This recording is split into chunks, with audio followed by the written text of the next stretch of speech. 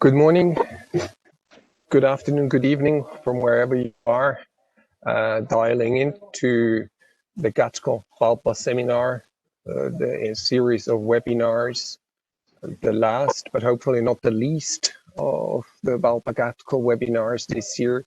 We'll be looking at post-Brexit and COVID aviation landscape. My name is Mark Baumgartner. I'm the chairman of the Eurocontrol Performance Review Commission. In my day job, I'm an air traffic controller and center supervisor in Geneva Air Control Center. A few housekeeping elements. If possible, please use the chat function of the WebEx software to post any questions you may have. Where similar questions come in, we will endeavor to combine them into a single question, so apologies in advance if your exact question doesn't appear to have been asked. We will do our best to capture the essence of all the questions. A few basic rules, hopefully to make the event run more smoothly. Would everyone put themselves on mute and switch off their videos so that just the presenters, the panelists, and the host will appear on your screen. In order to view the presentations, put your WebEx in speaker view, and you will get a full screen video of the presenters and the slide. Switching off video will also help to prevent any problems with bandwidth on your internet connection, so the presentations will run smoothly. Be also aware that the event is being recorded for future distribution. This morning or afternoon, depending from where you have switched in, we have a very fine group of panelists BALPA and GATCO were able to bring together. I will start with Tanya Grobotek. Tanya is the Director Europe Affairs at CANSO and responsible for CANSO's activities and objectives to support members in the delivery of a safe, efficient and sustainable air traffic management across Europe.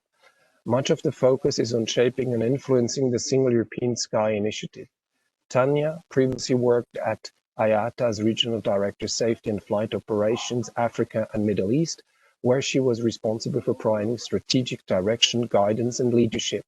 From August 2013 to February 2014, Tanya was also ad interim Vice President in Africa. Before joining IATA, she was a flow control specialist with South African air navigation service provider ATNS, where she established a Central Airspace Management Unit, CAMU. She started her aviation career in the Airline Maintenance Planning Division of Croatia Airlines. Tanya holds an Executive Master in Business Administration in Aviation Management from Geneva University and a Bachelor of Science degree in Air Transport Engineering from the Transport Science University in Croatia. Juliet Kennedy's current role is Operations Director for NATS, being responsible for the operations service at Swanwick, Prestwick and all NATS Airport. She has spent her whole career in air traffic, firstly as a controller in the RAF and then in NATS. She moved from controlling to operation management, initially as a watch manager and then in various roles, including general manager at Gatwick, director airport and director Swanwick, before taking up her present role in 2015. Xavier Franc. Xavier has an engineering background and 40 years of experience in ATM, first in the French DGAC and Eurocontrol, of which 14 years in research and development and 22 in ATM performance. And Xavier is, for those who are not aware, the founding father of the European Performance Review as we know it by now. He has led for many, many years the Performance Review Unit and is a fine connoisseur when it comes to all what is related to ATM performance. Captain Brian Shurey, who joins us from Canada, where it's now 5 o'clock in the morning, is the IFALPA Professional Government Affairs Director. Captain Shurey has also served as an Executive Vice President for IFALPA, as well as ALPA Canada Vice President and IFALPA Director for Canada. He has held many volunteer positions over the last 30 years, both with CALPA and ALPA. He was the Air Canada Jazz Master Executive Council Chair for 3 terms from 2005 to 2011. He also held various roles, including Negotiating Chairman, Grievance Chairman, and MEC Vice Chairman. Captain Shurey has also represented professional pilots in his role as a past member of NAV Canada Advisory Committee.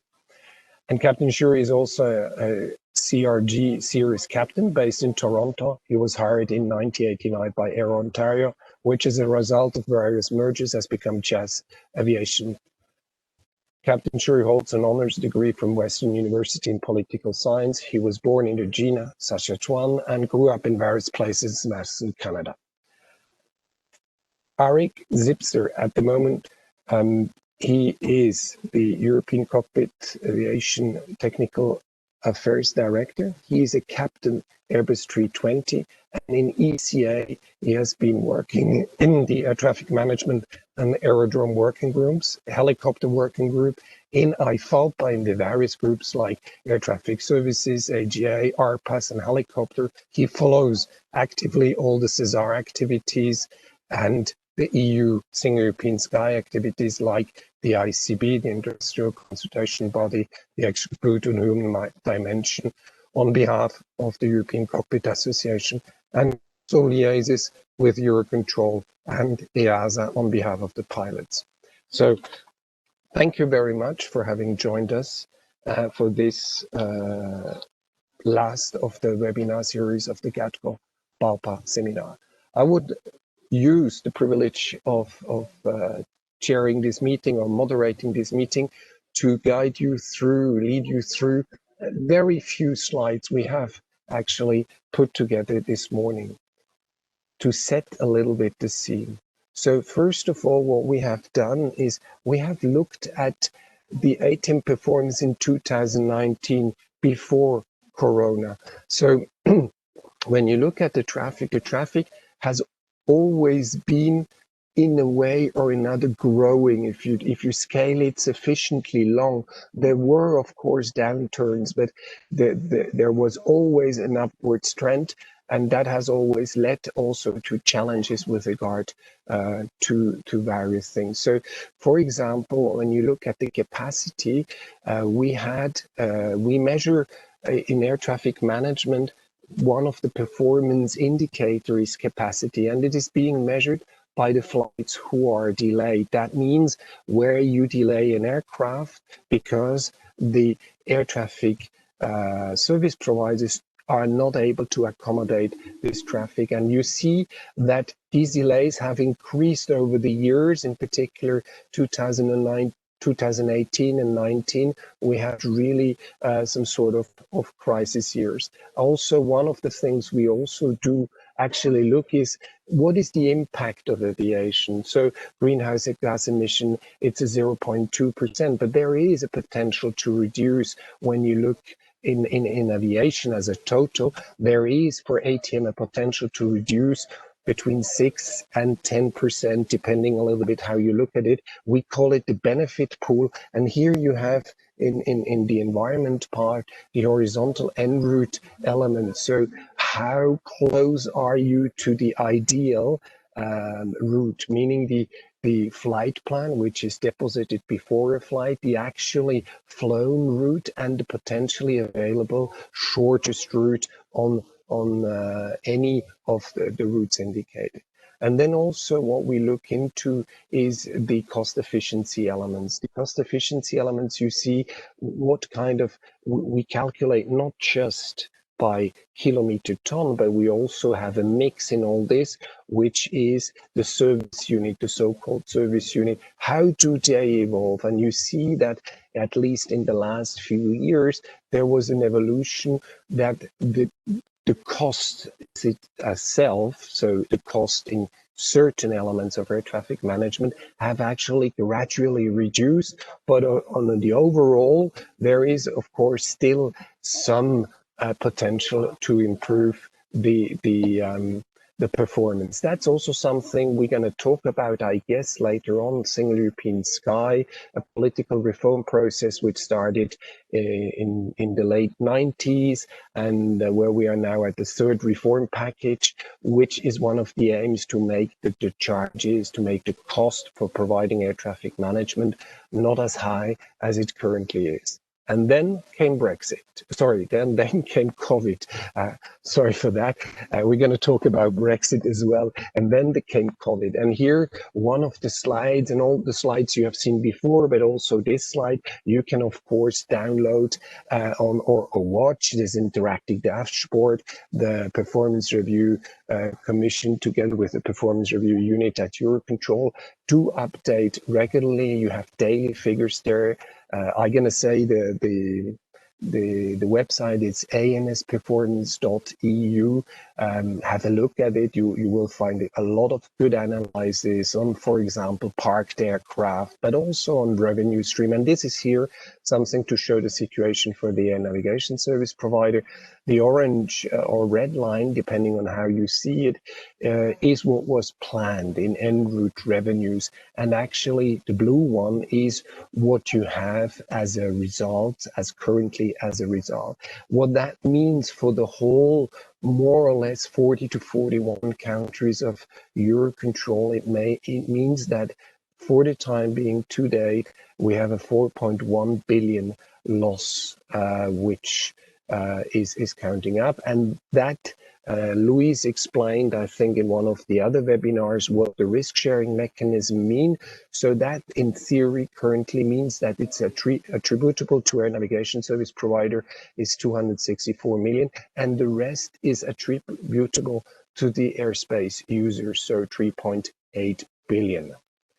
And that, for what that mean for the air navigation service providers means that they have come more or less all of them in a cash flow crisis by the mid of the year. So there were first of all, the route charges were not paid anymore from February onwards. That means they have been deferred to November. So the first payment for the November for the February route charges has been received by the ANSPs in November. Well, that has meant for the ANSPs that they have most of them gone into some cash flow issues, which have then been for the time being or are still being negotiated or covered by going out to banks for loans, to Eurocontrol for loans, or get some sort of government guarantees, or get some sort of increase in equity. It has also led to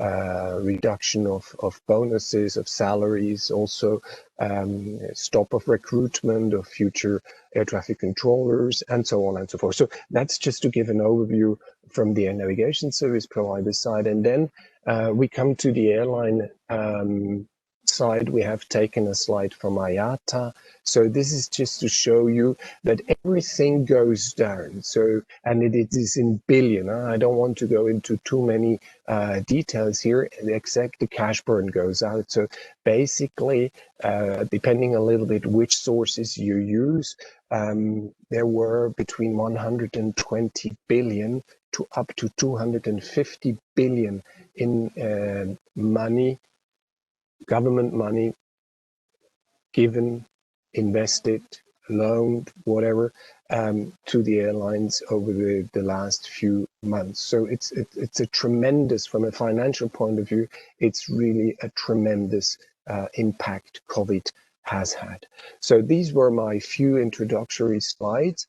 And here now, you see the last one is with regard to traffic variation. So the light blue line is actually what was 2019 traffic, and the dark blue is the actual traffic. And you see the route to recovery will not be as quick as some have expected, at least in Europe. We see other regions of the world, in particular Asia and China, where the traffic has returned nearly to 2019 levels. And that is also interesting to observe. Here only the European one.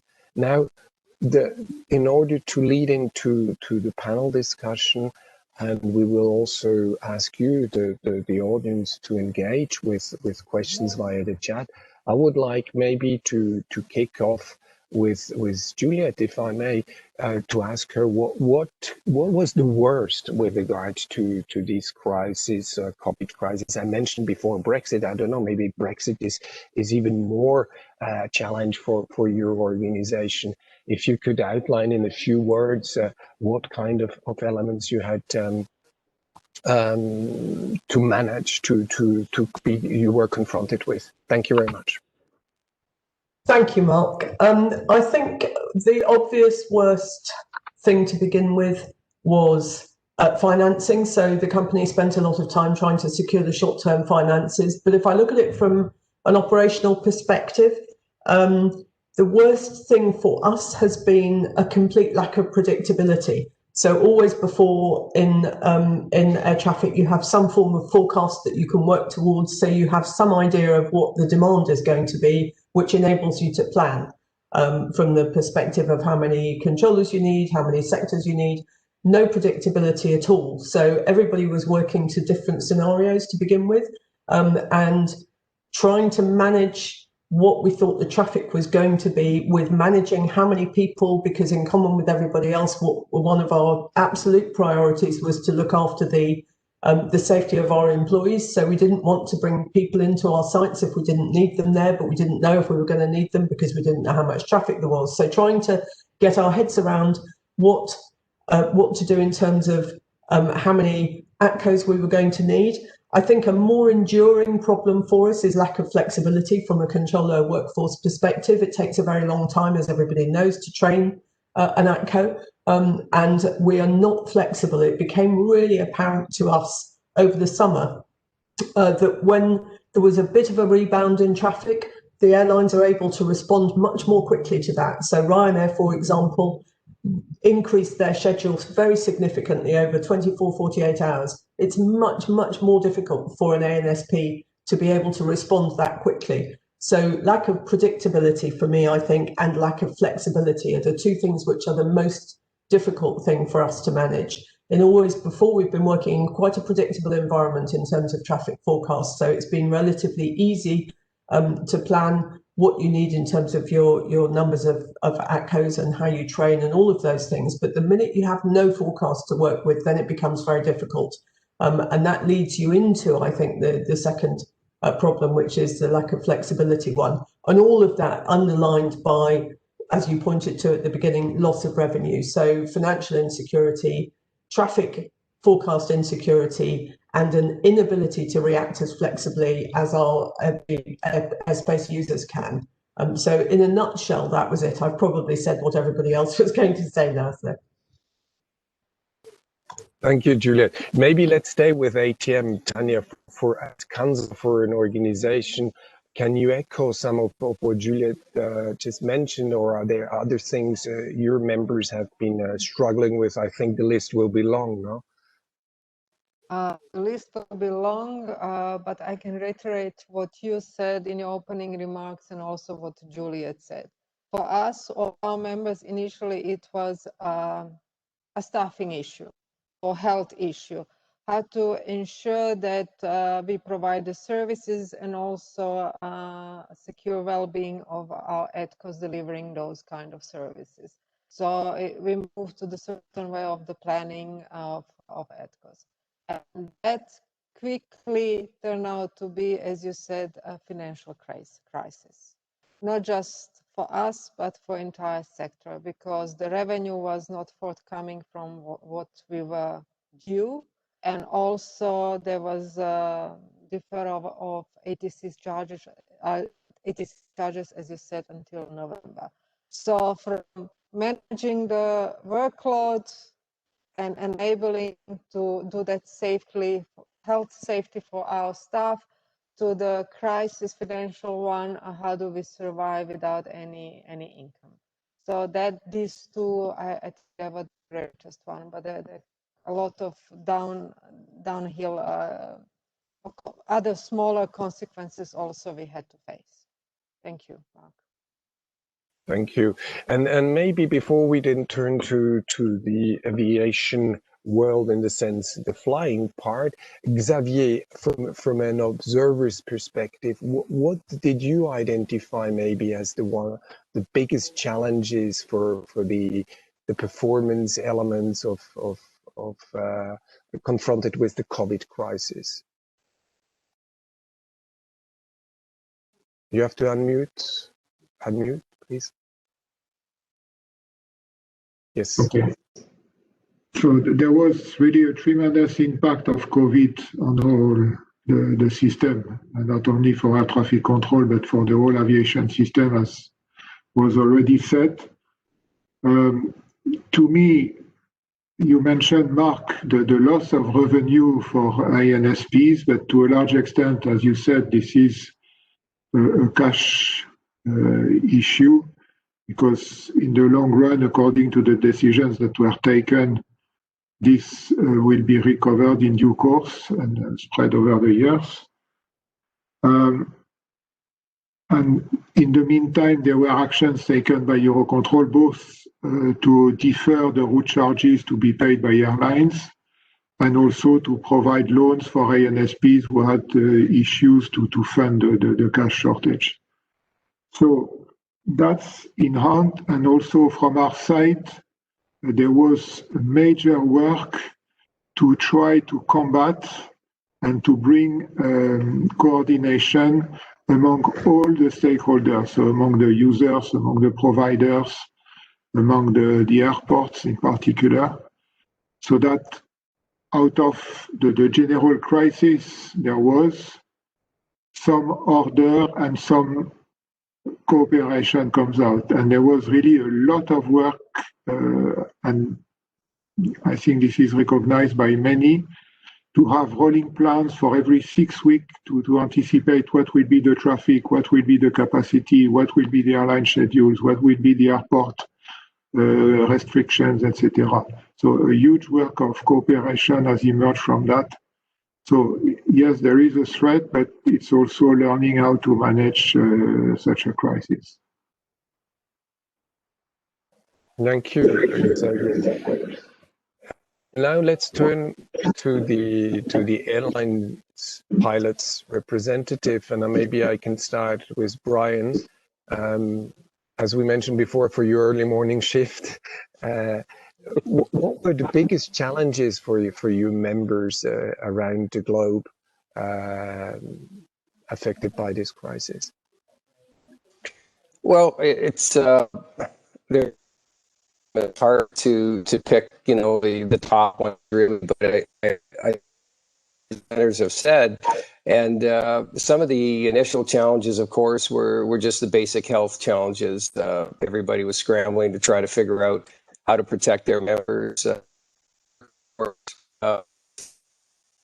controllers and flight attendants, and all of those involved in the aviation ecosystem at the beginning were involved in the repatriation flights, etc. So that really strained all of our resources from a safety point of view, technical point of view, and then quickly strained the resources from an industrial point of view. So, I mean, it's an extraordinary thing that's never happened to our members before, where it's unlike 2001 or 2008, where it's affected all of our members around the globe at the same time, more or less to the same degree. And so I think what the pandemic has done is it's really fundamentally highlighted the fragility of the aviation transport system. It really does highlight weaknesses that developed since deregulation over 40 years ago. And so our members are to find some kind of stability in all of this. And I think one of the things that everybody has recognized that looks at this from a global perspective is that the government involvement and aid has been far from consistent in all of the regions. Unlike Europe, where I think we've seen some pretty significant investment from governments, it's come in many different forms. It's the same thing in North America. Central America, South America, the assistance has been very sort of scattered and patchy. The same is true in Africa, and it's all over the map in the Asian region. So, for our members, they're dealing with a bargaining model that is maybe more adapted to a regulated environment, which of course is decades away from us now. And so we're all struggling to find a collective voice, frankly. And I think one of the things that we see is all the stakeholders are struggling with that. It's just not on our side. As you know from just watching in Europe, just to find some common agreement on testing regimes and quarantines has been extremely difficult. And so we're seeing that around the globe. I think one of the things specifically that's challenging pilots, we went through an initial phase of kind of a triage negotiation where it was, just trying to find some way to address the instant situation. Groups to one degree or another involved in what we call a second phase, and it's very tricky because I think Julia talked about it earlier about the unpredictability of things. So you're negotiating in this environment where there's a lot of haze and smoke and fog around, and it's hard to see through the other side. So one of the things that has been a real challenge for members is this debate around quantity of jobs versus the quality of jobs, for example. And every pilot group has responded differently to this. We all know at the end of the day, though, if there's a smaller industry, we're trying to focus on quality jobs that match the size of that industry.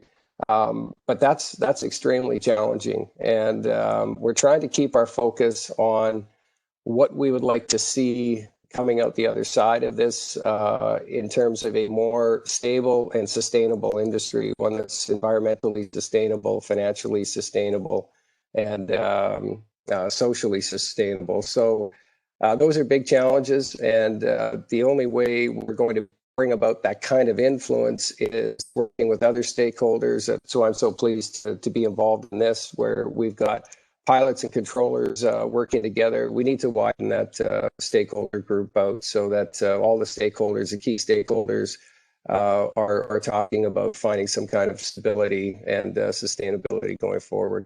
That's it for me for now, Mark. Thank you, Brian. Arik, what kind of elements, maybe a bit more in Europe, was for you the biggest challenge for European cockpit associations? Maybe also, I don't know if there are already license issues or proficiency issues, which is also part of these challenges which suddenly have unfolded. Good morning. Thanks for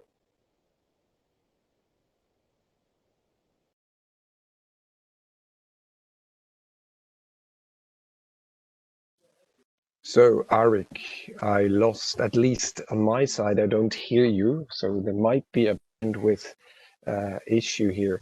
Maybe in the meantime, we seem to have lost Arik, so let's see if we can recover him back. At least I don't hear him anymore. So maybe in the meantime, we can take one question, and I see one here, and I will read it out for everybody, and then we can decide who will go first to answer that. The governments have many issues to deal with currently. Shouldn't it be down to airlines and stakeholders to find ways of making airline transportation system more acceptable during the pandemic? The question has been asked by Mike. I don't know, Brian, would you like to try to address this question? Well, it's one of the things we're working on at IFALPA right now is exactly that, trying to find ways to bring our operators and our pilots together. So we're seeing many different responses across the globe. And the interesting thing is, and shouldn't be a surprise, I guess, to anyone, is those operators that engage their employee groups, sort of with respect and honesty, and seem to do better in this. And I know that sounds so self-evident and obvious, but what we're seeing is a lot of groups, and I don't want to just pick on the operators, but a lot of people panic in a situation like this, and it is going to end. But what we've seen some really decent examples of groups where they had a very difficult relationship prior to the pandemic, and then just because they have to engage because it's literally about survival. And so one of the things we've been telling our membership is, look, we've got to not just point the fingers and blame all the time. We have to look inside as well and try to figure out, are there things about the way our profession is organized that are making it more difficult for us to act in a collective way? And as I mentioned earlier, we've got this sort of siloed bargaining model where everybody's working in silos, where we're trying to encourage people to the maximum degree they can in their countries or their regions or within their airline families to join hands as much as possible and work collectively, not only amongst themselves, but with various stakeholder groups, and that's a heck of a lot easier to say than it is to do. But just to answer the question in short, I think the key here is going to be stakeholders working together. We put a real priority on that at IFALPA in terms of working a lot harder with the stakeholders we had relationships with in the past and opening up new ones. And I think that's the only way we're going to find our way through this and find a scenario that looks more like a win-win rather than a zero-sum game where there's just a few winners and a lot of losers. Thank you, Brian. I have now Julia and then followed by Tanya to come in. I think the question of the airlines and the aviation system trying to find solution inside the system is certainly also something for the ANSPs which we have been confronted with. So, Juliet, your take on maybe this question. Yeah, thank you, Mark. Brian, I completely agree. I think the natural thing for any company to do is to focus internally, because it feels as though you must solve your own problem. But actually, one of the things which I think has come out of this whole pandemic from a European perspective is that companies and different stakeholders have worked very well together. And Xavier mentioned it before. So having a rolling network operations plan has been really helpful. I think sharing what your approach is to problems and talking to each other helps, and we have certainly found it really helpful in the European context. We've spent a lot of time talking to airlines and airports and Eurocontrol, and it feels to me, and I've spent a long time in air traffic, it feels to me as though what this pandemic has done is helped us to focus on what's really important to make things better. And so I think the collaborative approach has been one of the things that has come out of this for me, which we must continue with, because I think it's been really, really impressive the way different stakeholders have worked together. Obviously, everybody's experiencing the same problem. The way in which it impacts each individual stakeholder might be different, but actually working collaboratively, I've seen much, much more of through the pandemic than I have ever seen before. I think one of the problems for the aviation sector generally is it's quite difficult to have a single voice because everybody has different requirements and different needs. But for me, the pandemic has created a single voice for aviation much better than anything I've ever seen before. And Brian's right. So being open and transparent and talking to who you need to talk to is self-evidently always going to be a better way forward. But for me, the way in which stakeholders have collaborated, I think, has been enormously helpful. Thank you, Juliet. And also, I think for Tanya, the same question for you. So what can we do internally? What should we do as organization? There is also for ANSP an element which maybe for some of our airline colleagues is not the same. In some countries, in most of the countries, air traffic management is being labeled as essential service.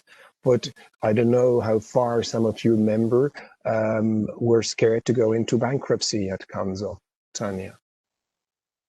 Okay, I can't share with you these kind of details, but what I can tell you that it is apart from two, it's basically a part of the main shareholder is the state. So I don't know how feasibly we can talk about the bankruptcy because it is essential services and many states have issued the loans to those NSPs.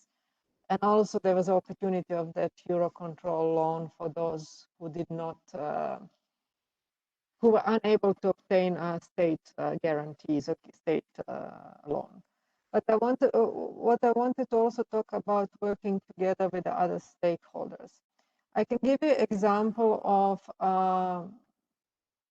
declaration that has been written by more than 20 different associations here, and yet it's focusing to European Commission mostly, where we are trying to figure out what is that Commission can do for us to enable us recovery. And those 20 associations, we are talking about travel, tourism, airport association, airline association as A4E. So this is a wide spectrum of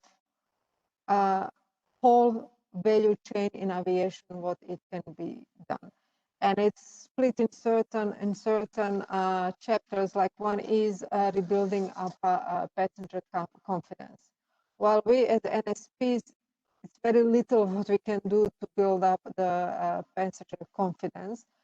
But we can support our colleagues as airlines and as airports because we all want to see, it's the same goal, we all want to see planes flying. So it is more for us what we can do to support our colleagues as airlines or travel tourism or airports. For us, the chapter that we mostly focused was on digitalization. And this is a little bit twofold.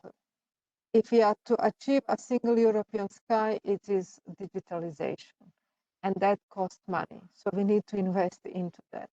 And secondly, there is this CESAR project, Single European Sky Joint Undertaking, that is going to affect UK in particular now with Brexit. They will not be able to be part of that. So there are initiatives. We need to stick together.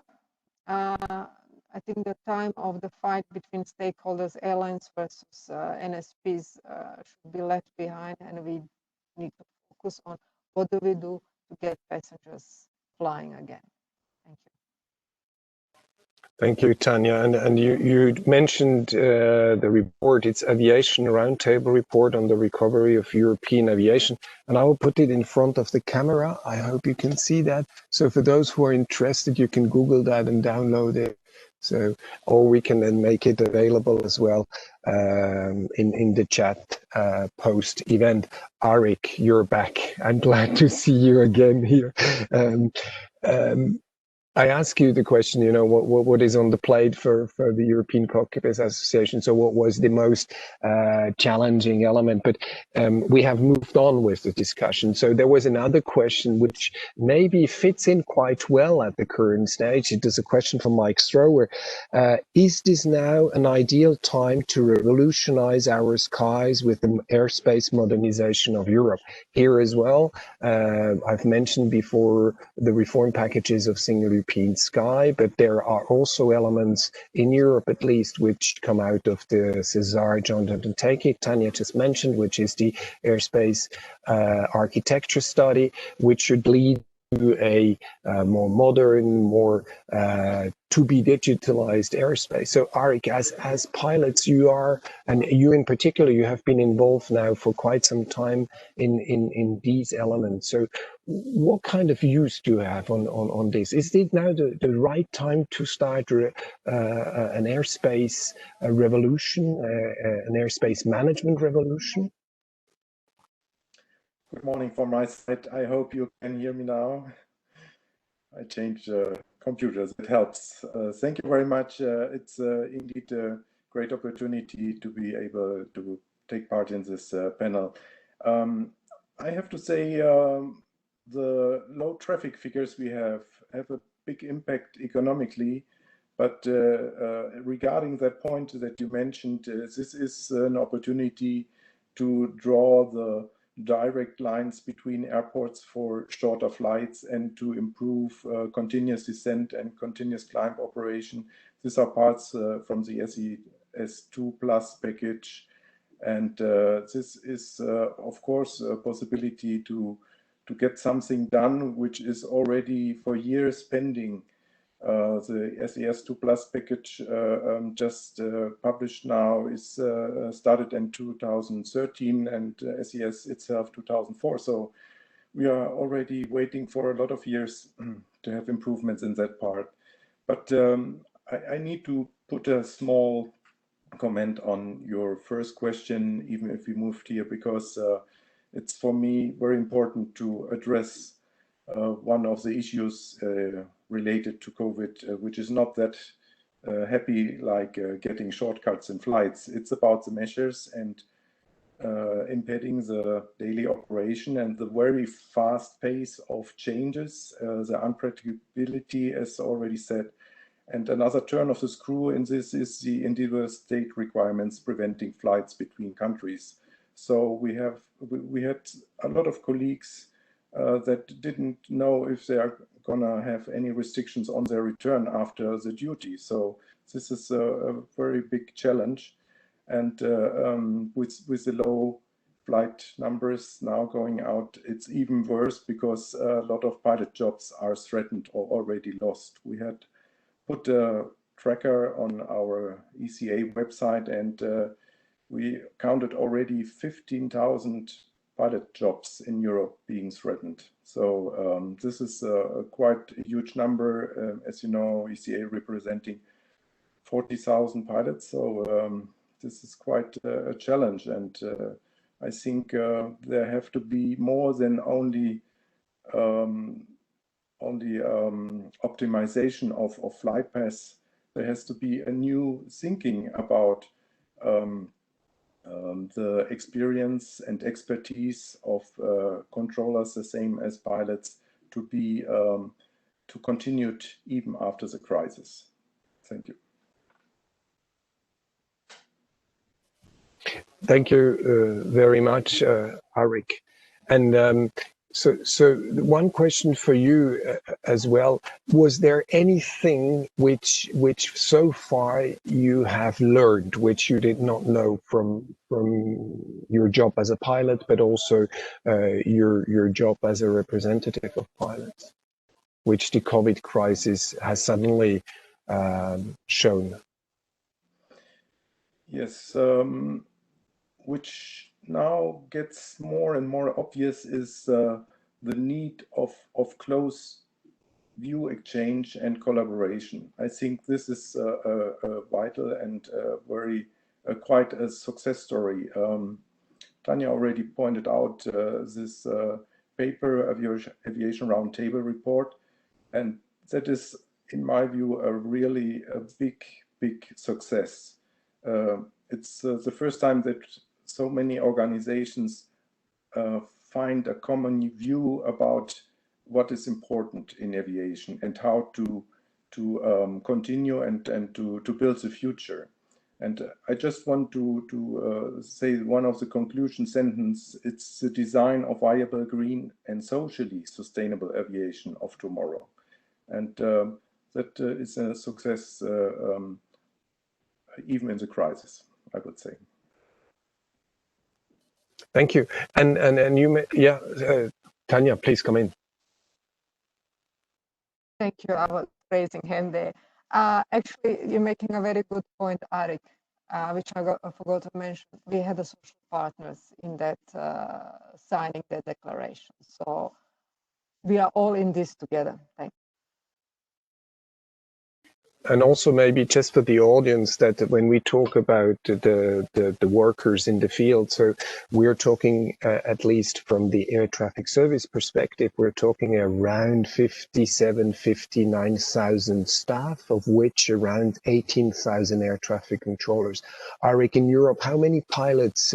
Is about 90,000. You said 45,000 are your members. There's about 90,000 pilots. Is that correct? Just to give you more or less how many people we are talking in Europe. So, yeah.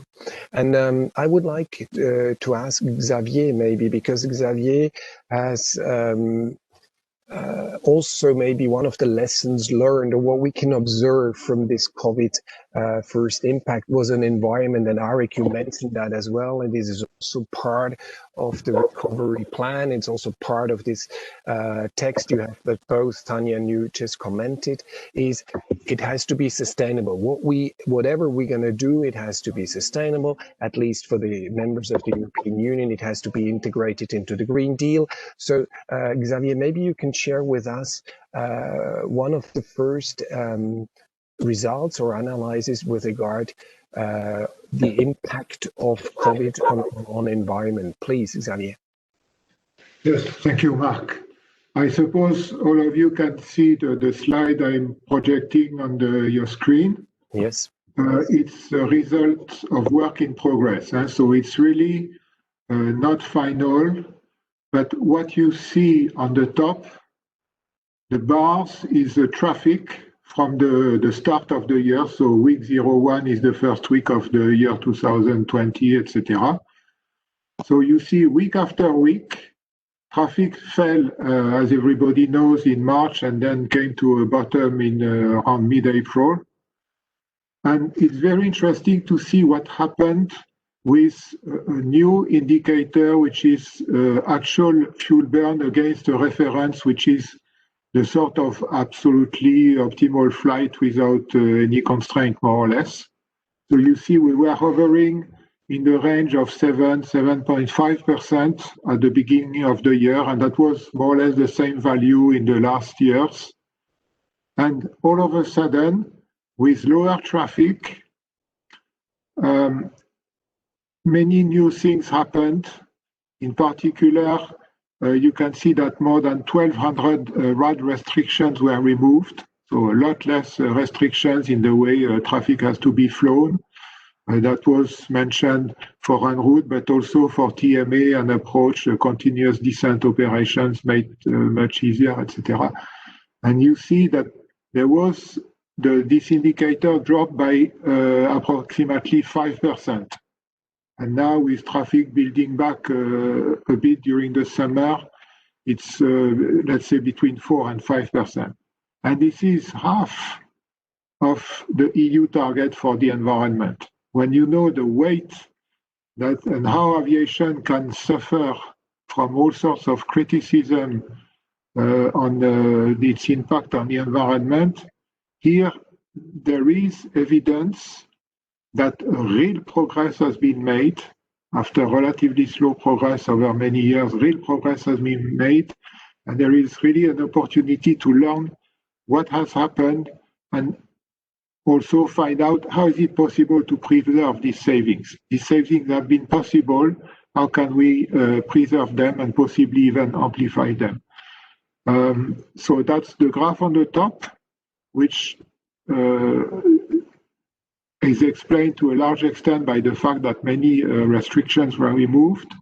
You can see, if you zoom on the bottom slide, on continuous descent operations, the gray line is the additional second flown level in 2019, so hovering around 400 roughly for each arrival. And now the figure is halved in 2020. So you can see the impact that less restrictions, but also less traffic has. So now there is a challenge to keep this in a period when traffic will rebuild, hopefully. Thank you, Xavier. So also for the audience, maybe RAD means the route availability document. So that means, to give you an example from my working life, a traffic which comes from my neighbor, which is, for example, Marseille, is handed over to me, and the traffic has a destination in Zurich. So the route can be constructed in such a way that Marseille has already to descend the traffic before it is delivered to Geneva, and we in Geneva descend it to an agreed level to hand it over to Zurich. So this is what we call the RAD route availability document, and that is what Xavier mentioned. I would like to introduce now, if I find it, my second slide, which I'm not sure. Sorry for that. To move on with our discussion. And then I will also read out the question we have received in the chat, because that goes, I think, hand in hand with that.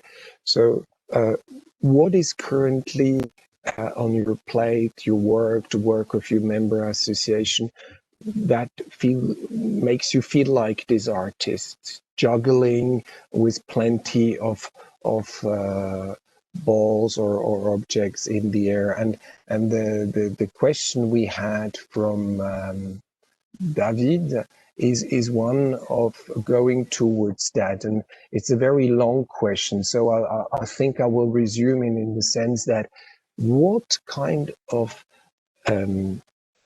challenges do we have currently in your particular organization, but also in the organizations represent, with regard to all the elements? So COVID being one thing, Brexit may be something else, then comes the Single European Sky Initiative, then comes maybe yet another, the Green Deal. So what kind of things do preoccupy you, and where do you think you have to start addressing it? So is it something where you say, here is a priority, or is it too early? So are all these balls still in the air? So maybe I'll start with the ground sector, if I may call you like this. Juliet, would you like to kick off?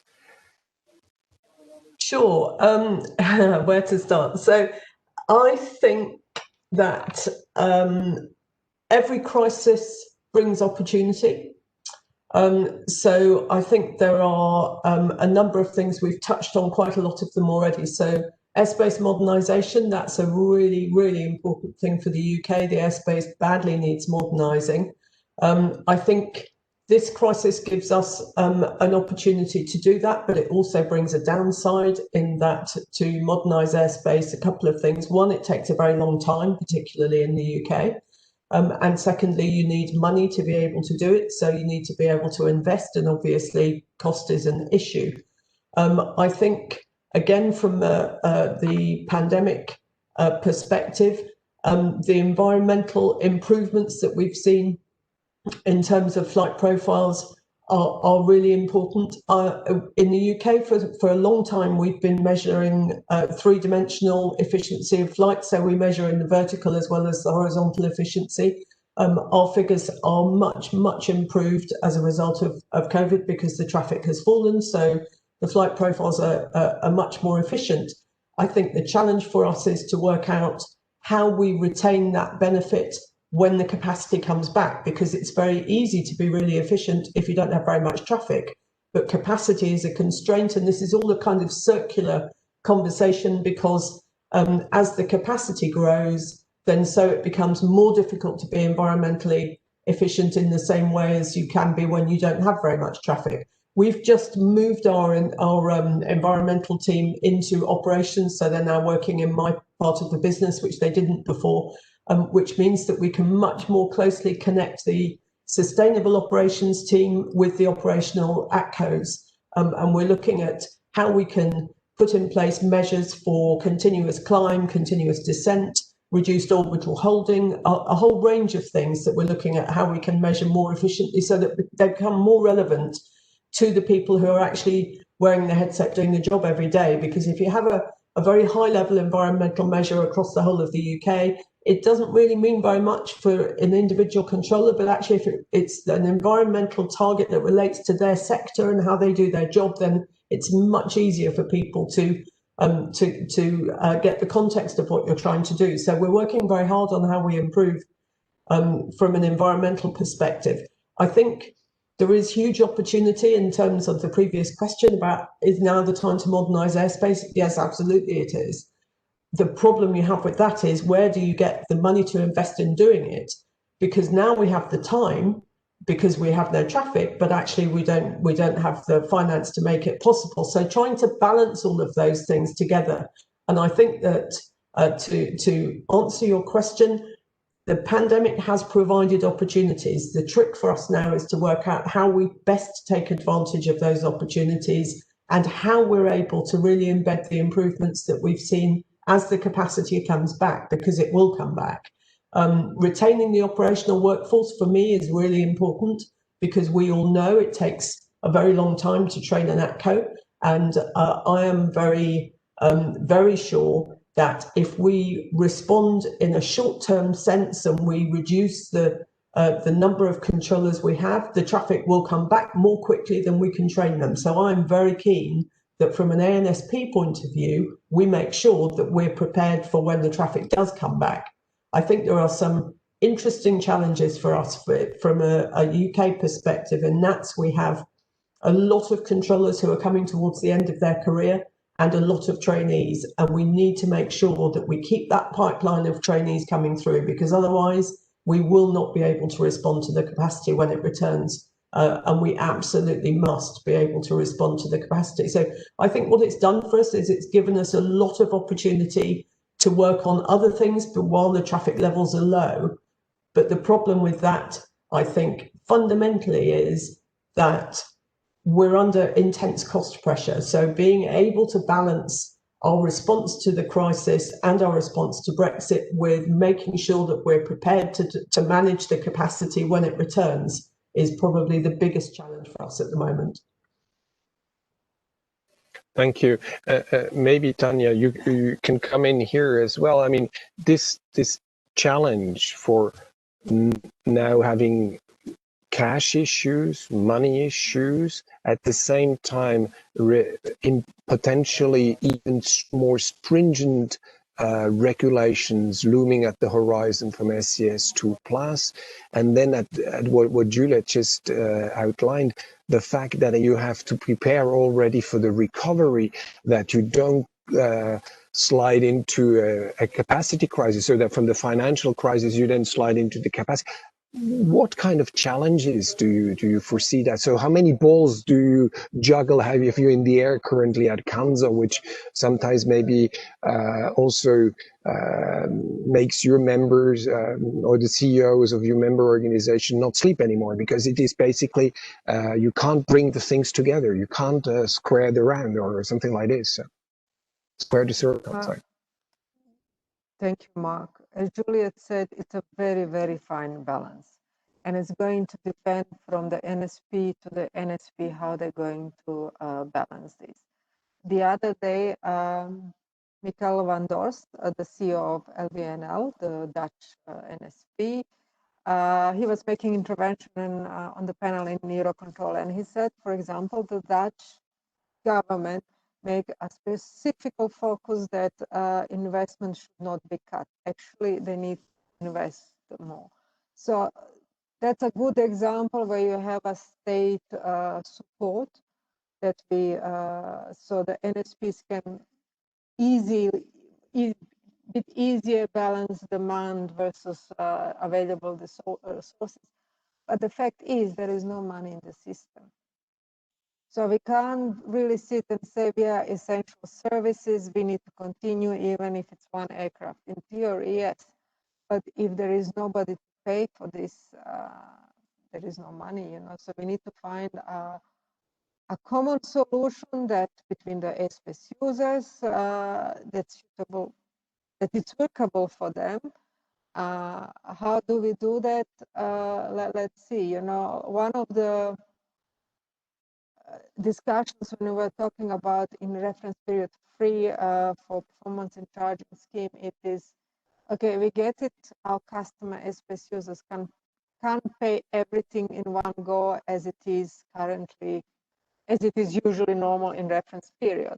So what do we do to close the gap? You know, we were looking into European Commission, maybe finding some resources from the state aids, but on EU level rather than individual. Unfortunately, did not really work that well yet. So we are not giving up. Well, bon courage to us and all our members. We need to fight together for this. Thank you.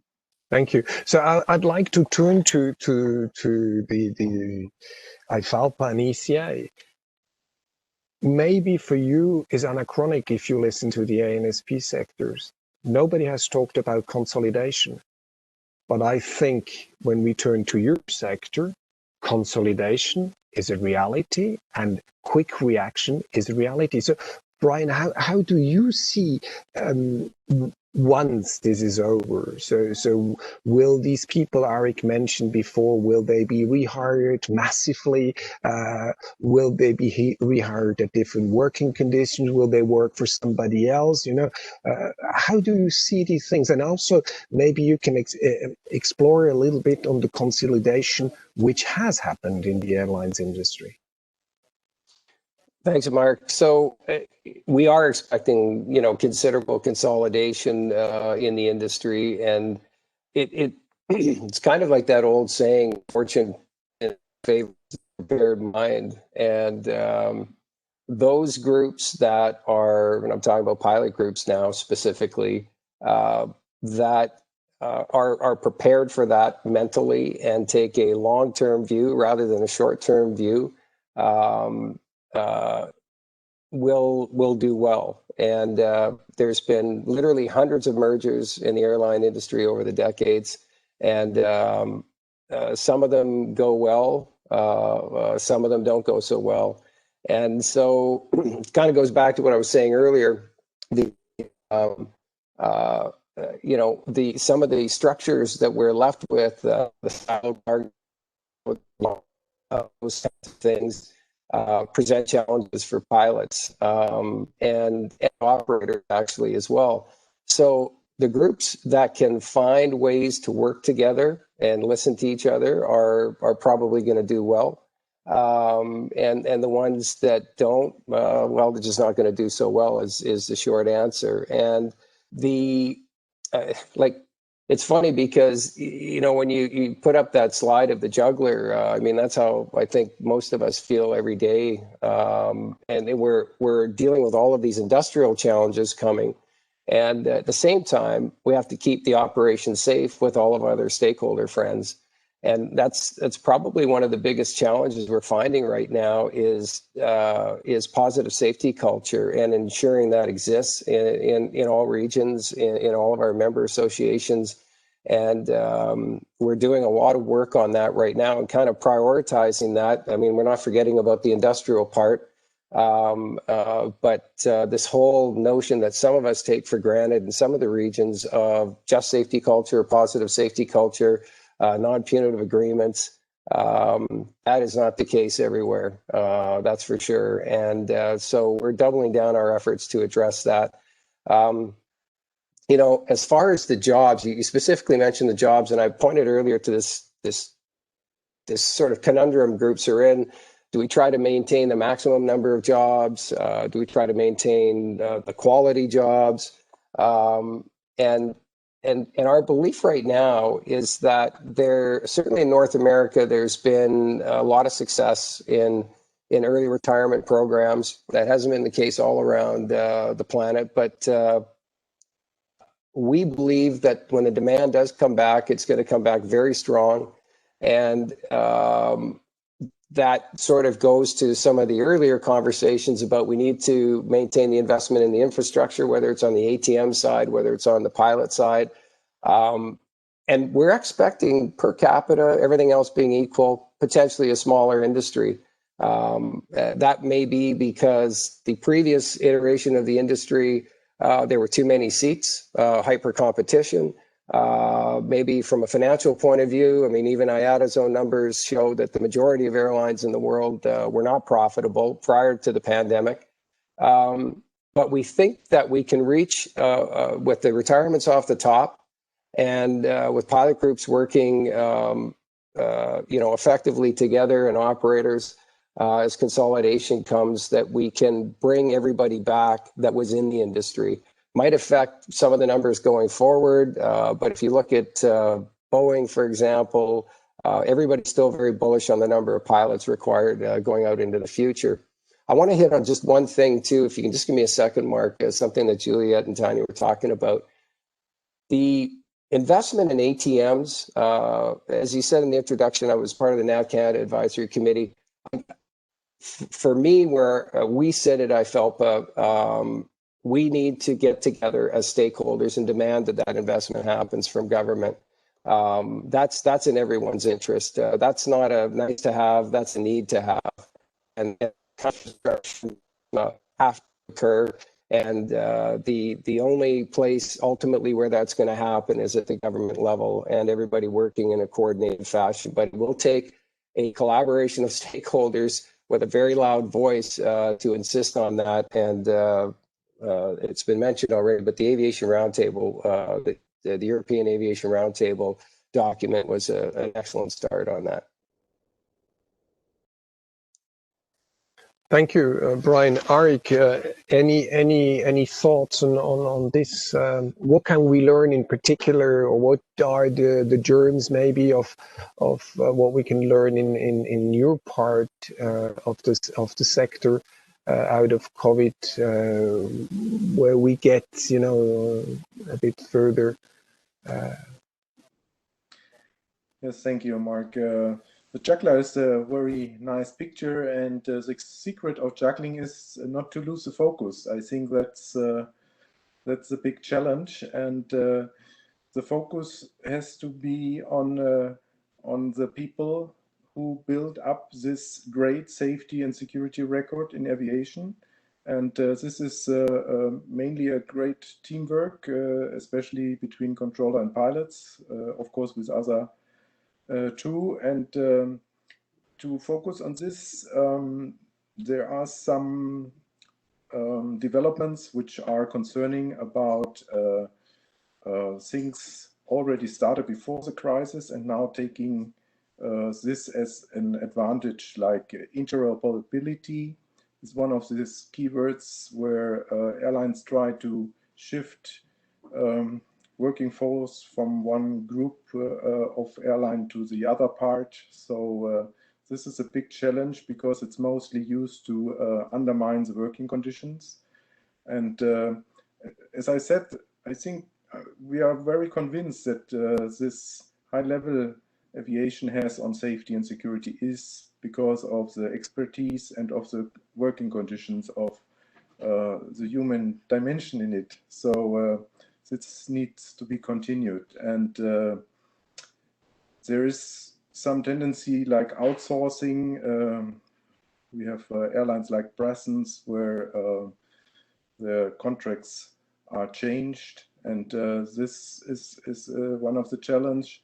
On top of all the smaller technical things going ahead, which are not that small in this context, like remote tower operations. This is, of course, one of the things challenging you from the ATC side, the same as us from pilots.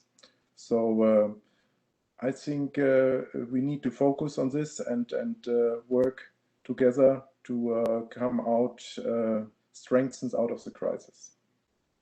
Thank you, Arik. One follow-up question: is there a risk of brain drain? I mean, this is something we haven't really discussed, and it is maybe goes too far. But with all the furlough schemes and the early retirement schemes, we lose decades, centuries of history, professional history. Is that something which at ECA you're looking into it, how to, in a way or another, not lose this massive knowledge, which is a knowledge which, of course, is maybe not written down, but it is a knowledge which is still there, and which sometimes, at least when we look at safety elements, is a very important part of the day-to-day management when it comes to safety matters. Yes, so that's our viewpoint, that this drain shouldn't happen, that we need to find solutions to integrate the experience, expertise, and of course, at the same time, to allow new jobs to be generated, which is now not the case now, but as already said, the recovery is going to come, and it's better to expect to have plans already that it's going to be faster than we expect now during the crisis, or during perhaps the bottom of the crisis, I would say. So for recovering and for continuing the operation on that level, of course, the expertise is needed. That's crucial, and that's one of the points we really, in all discussions with the stakeholders, we stress that the human dimension needs to be considered. It's like the discussion with sustainability. I have to mention environment is, of course, now a big issue, and is introduced in any new project to be considered. But sustainability is not only environment; it's at the same time the social conditions, and the social part is the other side of the coin of sustainability. And ECA is reminding all the stakeholders on that. Thank you, Eric. So we have now two questions from the audience. I will start with the first one from John Freeman. In the earlier presentation, the issues facing ATM, put aside COVID, are much the same now as they were 20 years ago, despite 20 years of single European sky, clearly showing that governments simply do not put a high priority on ATM, even if a few transport ministers say they do. Those governments will now be prioritizing their responses and finances to COVID recovery for years to come. Do the panelists really think there is any realistic political will to improve the situation for ATM? Who wants to kick off? Tanya, maybe it's for you, no? And then maybe we can ask Xavier also to give some a few views on it. I'm not that pessimistic. That's my short answer. I do see it, governments coming in.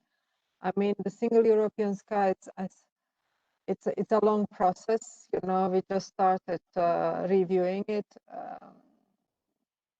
but the aviation will grow eventually, and governments, to me, have been supportive of national aviation. Now, how this is going to play out when we're going to start talking about single European sky and more digitalization and what it can deliver, I can't foresee. But I can say I'm not that pessimistic. And just if I may, a follow-up question here. Do you think that the governments, in order to continue to be supportive to the sector, will ask more sacrifices? So will ask some sort of, I've mentioned before, consolidation or merger or cooperation. Do you foresee things like this?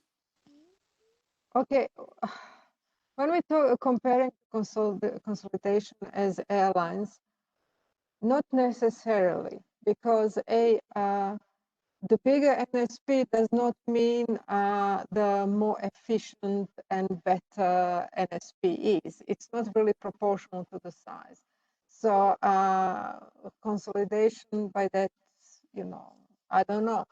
But what we can look as sort of consolidation, it's ADSP, which is, it's not ADSB, people get confused with automatic dependent surveillance, but it is, we as NSPs don't necessarily have to have our equipment to provide the services. So that can be seen as a sort of consolidation. So if each state continue to provide services of navigation services, but the equipment or data is coming from somewhere else, now who that aviation data service provider is going to be. It can be a consortium of NSPs, it can be a third party, it can be a public-private partnership, it can be many options. We are in early stages now with this single European sky because it's a part of the package of the proposal is that aviation data service providers to enable a level playing field for all of those who are interested. So if you are talking about consolidation as this, yes, by all means. If you are talking about consolidation of services provided, perhaps. But I think when we're talking about single European sky, it's not about a single airspace unit. We are talking about seamless sky. This is what airspace users are interested, that the traffic for them is seamless. Now, how many NSPs they pass through, it's a bit irrelevant to them. Thank you. Okay. Thank you very much. And for the audience, so the ATM data service provision means that for the time being, if an aircraft wants to fly 2 hours before at latest, a flight plan is being posted to the network manager, it is being distributed along the line to the air traffic service providers who have their each and everybody has their own system to translate that into their system.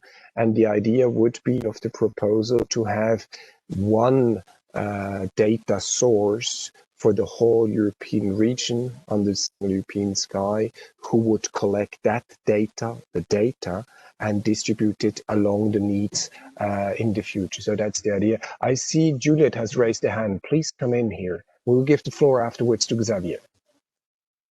Thank you. I think the sector has to understand that it has a part to play in conveying what it wants to the politicians. It's not. We have a part to play in this. We need to speak with one voice, and we need to be really clear about what's needed for the sector. And so I think it's relatively easy to say, oh, the politicians don't listen and they don't take any notice. But actually, our job is to make it really clear why it's important. So in the UK, we have experience of this from the airspace modernisation point of view, because for a long time we've been saying we need to modernise airspace, but actually it's only once you start to collaborate really effectively and you get the airlines, the airports, the ANSP, everybody speaking with one voice and being really clear about what the message is, that it becomes easier to then make it a compelling message for a politician. It's otherwise we can't rely on the politicians just looking at every part of the economy and working out for themselves what they need to do and where. We need to be able to give a really clear message on what it is that the aviation sector needs. So we have a part to play in this. And to go back to the original point about collaboration that Xavier made, I think that's very important. I think that we have, as a sector, we have collaborated better through this crisis than I've ever seen before. Eurocontrol has done a brilliant job. And I think the more we are able to be joined up and to agree on what it is that we need, then the clearer the message is politically. And I think that can only be helpful. And the politicians are certainly very focused on building back better and a greener recovery. And there are a lot of the elements of the ATM system which, if you were to modernise, would be much more environmentally friendly. So I think there's quite a compelling message to build there, but I think we have a really big part to play in how that's built and how it's conveyed. Thank you, Juliet. So, Xavier, how does ATM or aviation remain relevant in this whole aftermath of COVID management by governments? Do you have any views on this or any analytical input to this question? Right. In fact, it's much more than being relevant. There are huge opportunities, and aviation needs a well-working ATM system, a good-performing ATM system. We have many opportunities. We have a new legislative framework which is on the table, which opens really new opportunities like the air data services that were just mentioned. We have the technology and the new airspace structure, etc., which is described in the airspace architecture study, from which a lot could come. In particular, things like capacity on demand, so not being stuck with capacity being locked in maybe 15,000 sector hours every day. You have capacity here, and which is available but not used, and next door you have capacity which is available but not used. So if it was possible to have a bit flexibility of being able to move capacity from one place where it is to where it is needed in time or in space, that would be quite powerful. And with this new technology, with standardization, with virtualization, this would be possible. Also, something which we have seen from COVID, we have been learning how to work together, starting to work together in a much better way, as was said. So when you put all of this together, plus the fact that there is time now, there is some time until the traffic comes back, some time to build something new, in my view, it could be a real change, and a real single sky could be in place with a major progress in terms of capacity being in place where and where needed, with the environmental targets being met in a much better way. And we know it's possible because we have seen it now, as I showed before. And finally, in terms of cost as well, if you can organize the system in a way that is a bit more defragmented, have cooperation between the ANSPs and the technology providers, all of this means there is quite a substantial cake of benefits to be assembled, and this cake could be shared for the benefits of everyone. So it could be a benefits for ANSPs, for airspace users, for the staff, for the planet. I mean, there is really a margin, in my view, that could be grabbed, but it's up to see whether it will be done.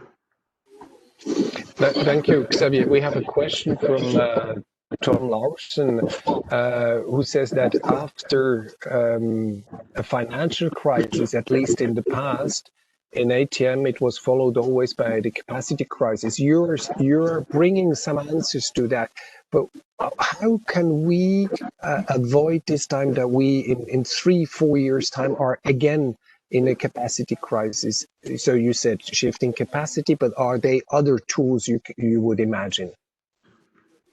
I think the main ones are the old ones, like, as was said, preserving the workforce. So not cutting the workforce, and also anticipating that there will be a lot of retirements, and not just let those people go, but anticipate that you will need to train the new ones.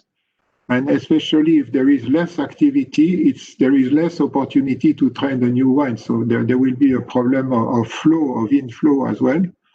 So that's the classical workforce, but also when I see that the productivity at the moment of air traffic controllers is in average less than 1 flight hour per controller hour, there is quite a lot of work to be done to improve the use of the available workforce. When the sector is working at maximum capacity, there may be 10 aircraft in the sector for 2 controllers, so that's 5. So even if there was a factor of 2 on productivity, that could be also a way, and that's probably possible. So you see, there are many ways to improve that should be captured, but you use this figure of juggler. There are many balls in the air, and it's really hard not to have them fall, and to catch them in a way that works in the end. Thank you very much, Xavier. Again, also for the audience, before you start now to say, but I'm a controller and I work much more than one aircraft per hour.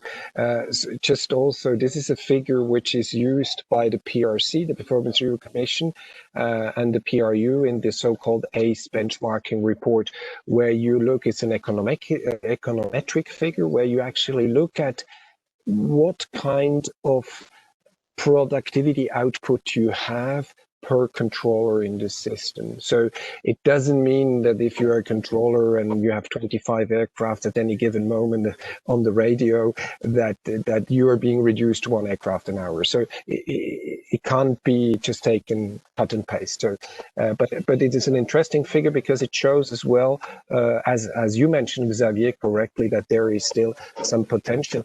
Now we are getting slowly but surely towards the end of the webinar. And here I have now 2 questions which do actually look at Brexit, which was the other topic of the panel.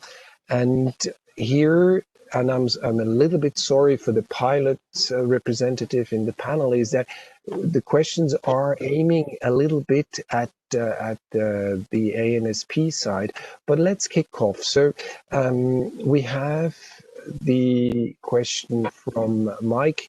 Here we're naturally prioritizing COVID over Brexit, which maybe puts it into perspective, but what disadvantages and maybe advantages do the panel foresee from Brexit? And I would like to add the second question from Tom Harrison. Cross-border cooperation is important to maintain and to make further fuel efficiency improvement, as highlighted by Xavier. Cross-border free route could help with an environmental target. What steps are being taken to ensure that cooperation continues post-Brexit? I think these are 2 pertinent questions, at least from a network perspective as well. When you see now Single Sky 2+ initiatives, we're talking about a network. Maybe we get a gate-to-gate perspective and not just a en route to en route perspective. But then we have the, if you may call it, the elephant in the room. We have Brexit, one of the major top 5 ANSP, who suddenly at the channel there is a wall, a single European sky wall. So how do we cope with that? I saw that. I think Xavier, you raised your hand. You want to come in here? Yeah, just very quick. UK remains a member of Eurocontrol, and through Eurocontrol, the cohesion of the whole European aviation network can be ensured. That's what I wanted to say. Thank you. So I don't know, Juliet, would you like to try at least to give your views? It's a full day discussion. These 2 questions. It is, but I'll very quickly. So I'm not going to talk about the politics of Brexit. I'm going to talk about it operationally. Operationally, we will continue as the UK to work in the same way with our ANSP partners in Europe as we always have done. We will remain part of the network management processes. We will continue to attend the NDOC, the NMB. It is absolutely imperative that from an operational and a safety perspective, we continue to work as we always have done before, and we will absolutely do that because we have investment plan for cross-border X-Man. So, you know, we have a lot of interface with our fellow ANSPs, particularly across the channel, but also Ireland. And that will absolutely continue because aviation is a global network. You can't do it on your own. And we continue to work really closely operationally and from a safety point of view, as we always have done. There won't be any change to the way we want to continue to work with people. It's hugely important. The UK, strategically, from a geographical position, is in a really important place for Europe, and we absolutely must carry on working across borders as we always have done. Thank you. And now the questions are coming in because we're going to an end. So 1 minute is left basically to 12:30 my time. But I would like to address, if we can, the questions which are now in the chat. So, and we can go, Luis, just ask me that we can continue for 10 minutes. I hope that's okay for the panelists. We will aim to address the few questions which are there. So I would like to ask Tanya, I think, a question from David Garcia Hermillosa. Does Kanza or the other panelists feel comfortable with the SES2 plus aim and the European Commission trend we have seen on protecting company benefits and doing the losses public? And he's articulating further, do you feel that we have initially protected the companies and forgot about the providers who are now between the rock and the wall, paying the bill, maintaining the service, and having to accomplish with the SES requirement? So we're coming back to all these various pressures ongoing. So Tanya, maybe you can address this one. Okay. About SES, we do support the vision, what aims to do. Now, if you want that it's not as that simple, we do not endorse every single what is put forward currently, because we think that there are better solutions for some, other options. For some, we guess we need just clarification, because it's about legal text and how do you read that legal text. So, and well, some parts we do support. So it's like always, you know, it's in principle we do support it, but many little details needs to be worked out, because well, they're going to become they're going to become eventually implementing rules. So we need to be careful what we do now. About the cost, well, I think you said in my in introduction, you know, my background is I've been with IATA and I work with NSPs and also with airlines. It's a two different sets of business. I mean, they can, as airspace users, you can park your equipment, you know, as NSP, you can't do that. So it is very different business, and it's not that everywhere airlines got bailed out or government aid as you know, across the Europe. So some states are more forthcoming with that aid. When it comes to NSPs, we have not seen any. We have seen loans, we have seen guarantees, but to my knowledge that there have not been a single, you know, donation or bailout. But we need to balance. I get what he is saying, but if there is no money in the system, we need to work out what is the best possible solution for all parties, because you don't want you don't want your customer going out of business as NSP. You want airlines to be strong and flying, so therefore you're getting some revenues. It is a very thin balancing act we need to play, but we are in all this together. So as much as we are essential services, we need to take care and think what our customer can do and afford. Thank you. Thank you very much. Just one question. I don't want to put you on the spot. Juliet, can you stay with us till 40? I have another meeting that started at 11:30, so I'm going to need to leave. I'm really sorry. Okay. Thank you very much for your contribution this morning. It was very nice listening to you. Thank you, Juliet. Thank you very much. Bye, everyone. Have a nice day. Bye. So I would like to now ask Eric O'Brien, or most probably a teamwork view. When you hear about Brexit, you most probably have a European perspective from Eric, but also maybe a global perspective from Brian, saying, nah, the Europeans once again and things like this. So I don't know. So what is your feel on this you know, purely operational network, cross-border issues, and that being the challenge? But the other question which came as well from the chat is, airlines who are responsible to their shareholders see ATM as a cost that needs to be reduced.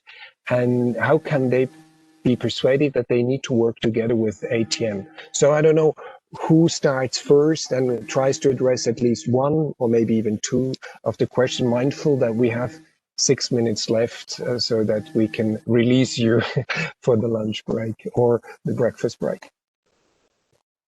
Thank you, Mark. May I start? Brian, you can give the international perspective in a minute. Yeah, about pursuing the airlines, I think that's going to continue to be a battle, and there is, of course, a lot we do with our expertise to convince about good working together. But I don't know. It's that's hard to say something from the pilot's perspective. The other point, Brexit is one thing which is in view of the community a very sad story to say. Nevertheless, in any crisis or any thing that might not develop as good as you think, there is an opportunity, and the opportunity is about collaboration. As we already talked about SES2 Plus and the question of seamless airspace, in our pilot's view, the talks between EU and UK are going to be more focused on how to conclude on the airspace and how to work together with airspace traffic service. So in our view, there is quite opportunity to come to better solutions than we had before, as we see that even with SES, it's not that easy.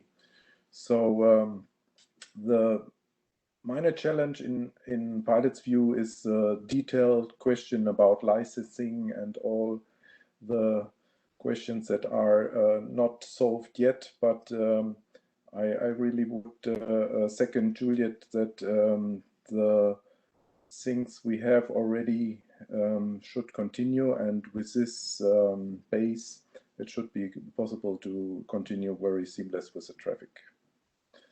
Thanks, and perhaps Brian. Thank you.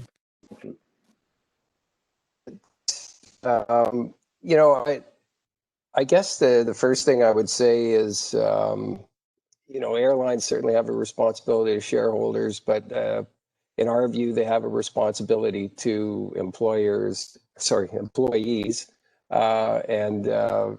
customers. You know, it's not, I think Tanya said it, everybody's in this together. And so ATM is certainly a cost to the airlines.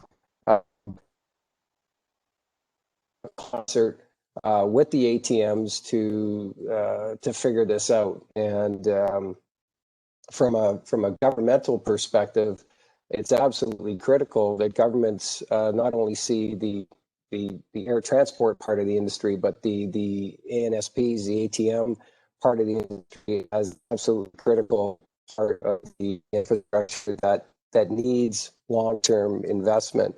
You know, it's interesting. I always go back to Herb Keller at Southwest. He used to have this famous saying. I don't know if he invented it or not, but he's certainly credited with this many times, where he said they would always ask Herb about what's the success of Southwest, and he would say the same thing all the time, more or less. He'd say, look, we put the employees first, we put the customers second, and the shareholders third. That way everything takes care of itself. And I think that is true in all aspects of the industry. Even though the ANSP, the ATM business is different than the airline business, maybe, that's true. And I think we need to focus on that and put people first, and put that as the priority, whether it's from a safety point of view, a social sustainability point of view, a financial sustainability point of view, an environmental sustainability point of view. We'll do all right if we put people first. But like I said earlier, a lot easier said than done. Thank you very much, Brian. There is one last question, but I think from a purely time management point of view, I would not like to open it, or only if Tanya can answer in 30 seconds. But it is about the. Okay, let's try it. Coordination between ANSP has is the key to move forward to address the future capacity crisis. Eurocontrol does a great job in innovating a creaking system. How does the imperative for some ANSP to compete with one another, in particular in regional airport market, heat this process? It seems contradictory. Do you have a quick answer, Tanya? Or maybe we have to do another webinar for that. I think you need to do another webinar for that. Okay, let's do another webinar. So Louise and GATCO and BALPA, maybe you have the topic for the next webinar. Any of the four panelists left, do you wish to say a last word, or otherwise I will have the final word? Okay, I see none. So Tanya, Xavier, Arik, Brian, thank you very much for joining us this morning for this exchange on these very, very challenging topics. Thanks to the audience for having dialed in. I hope you will be able to take a few of the mentioned ideas, concept, answers away with you.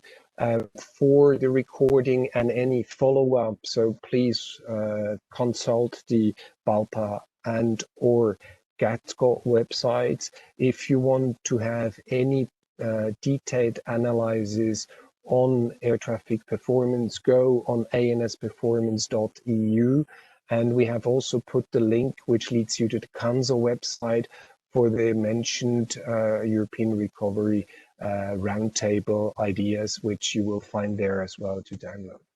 Thank you very much. Stay healthy. And it was a pleasure to chair this meeting. Have a nice day. Thank you.